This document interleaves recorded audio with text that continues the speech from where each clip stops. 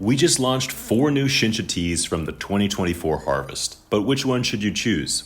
In this video, we're going to be tasting all 4 of the teas and seeing which one has the best flavor. These teas are from 3 different varieties and 2 different islands, so it'll be interesting to see the similarities and differences of each.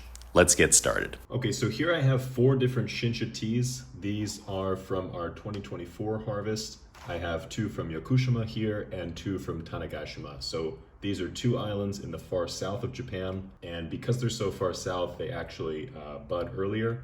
So you're able to get the Shincha teas earlier on in the year. And Shincha tea is the first tea to be harvested, the first Japanese green tea to be harvested in the spring of each year. And it's known for producing these very light, fresh, slightly grassy flavor profiles. And it's going to be different every single year. So the Shincha of 2023 is going to be different from the Shincha of 2024. Normally the teas are not blended to capture a specific flavor like you might see with a normal Sencha tea.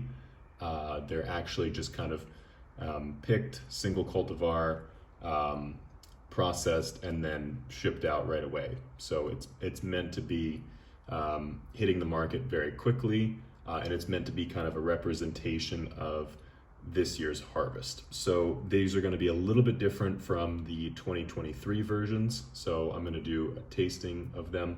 I have over 5 grams of leaves in each of these strainers.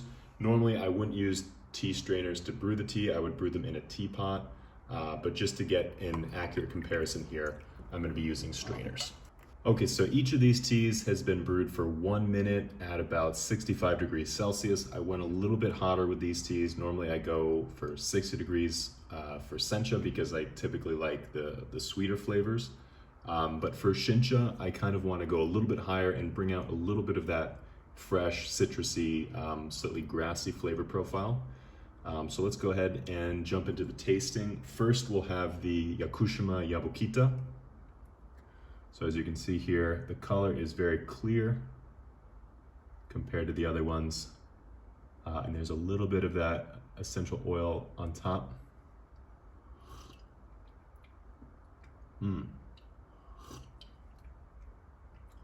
Very good, very citrusy. It's kind of making your mouth water a little bit because of the acidity of this tea. So if you're looking for something a little bit fresher, and you're not too shy about these grassy flavor profiles, then this would be a good tea to go for. But it's very well balanced, very smooth still. It's got a little bit of that sweet corn note. So this is Yakushima Yabukita. This is Yakushima Kuritawase. This is Tanegashima Kuritawase, and this is Tanegashima Saemidori. So we have 2 different islands represented and 3 different cultivars. So these 2 are from the same island, these 2 from the same island, and these 2 are from the same cultivar, but different islands. So there's a very unique comparison you can do here and figure out kind of which taste difference comes from the cultivar and which taste difference comes from the island. So this one is going to be my next tea that I try. So this is a Yakushima Shincha, but it's from the Kuritawase cultivar. Much smoother, not quite as grassy, not quite as acidic. Definitely smoother, sweeter. I'm getting this savoriness as well, so it's a little bit starchy. I almost want to say like sweet potato. Let me go ahead and compare it to this one actually. So this is the other Kuritawase.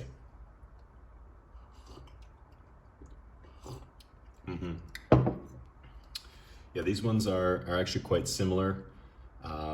This one, you're going to notice a little bit more of that savory flavor. So this is almost like a starchy kind of sweet potato, and this one is more of like a sweet dough or something. So this is something I've experienced before with this tea.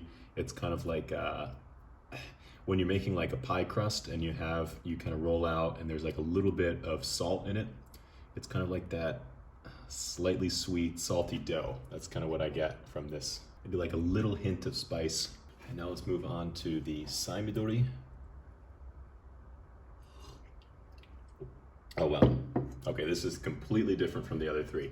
So this Saemidori is actually starting to taste like a light oolong. It has a very floral flavor profile. So if you've ever had like a milk oolong before, where it has this really, this kind of flowery lilac, hyacinth, that's coming out a lot in this tea right here. And this is very unusual for a green tea. Sometimes you'll get it, but it's definitely something you find more in an oolong, having this floral tasting note. Quite similar to a milk oolong, it is having like a thick mouthfeel, kind of like a milky, kind of creamy consistency, and this light floral flavor profile. Not too much acidity, especially not compared to the others. I would say that this one is the most acidic.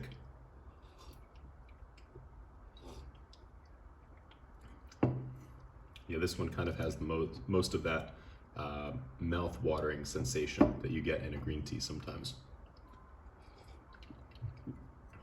These two in the middle are a little bit more starchy. This one is certainly more savory. So, yeah, this one is interesting.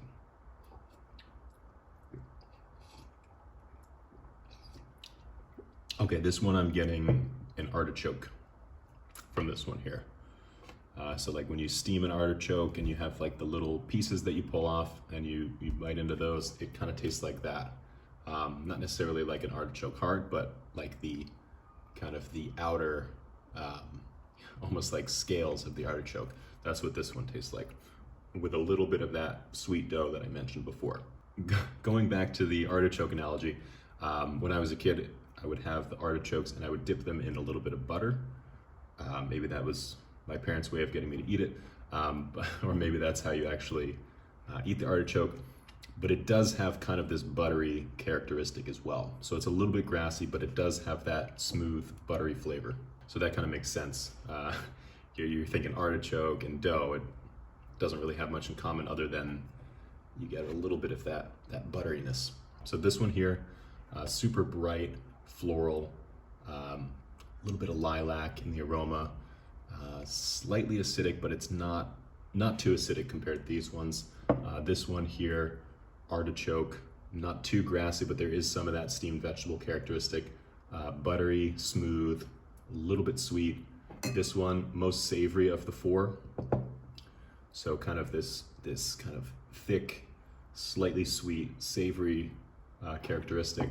And then this one's gonna be the most grassy, the most citrusy, but a little bit of that sweet corn note to balance it out. So hopefully you found this tasting helpful. We do offer all four of these teas together in a 4-pack, or you can get 3 of them in a 3-pack. And hopefully this tasting has helped you choose, if you're just gonna get one of these teas, which one you wanna go for. If I had to pick my personal favorite, I would say this one. It's definitely the most unique, particularly for a green tea. Getting these really strong floral aromatic flavor profiles is kind of unique in a green tea. It's something you really find more in oolong. But all 4 of these teas are great. We're happy to have them this year, and we still have a few left.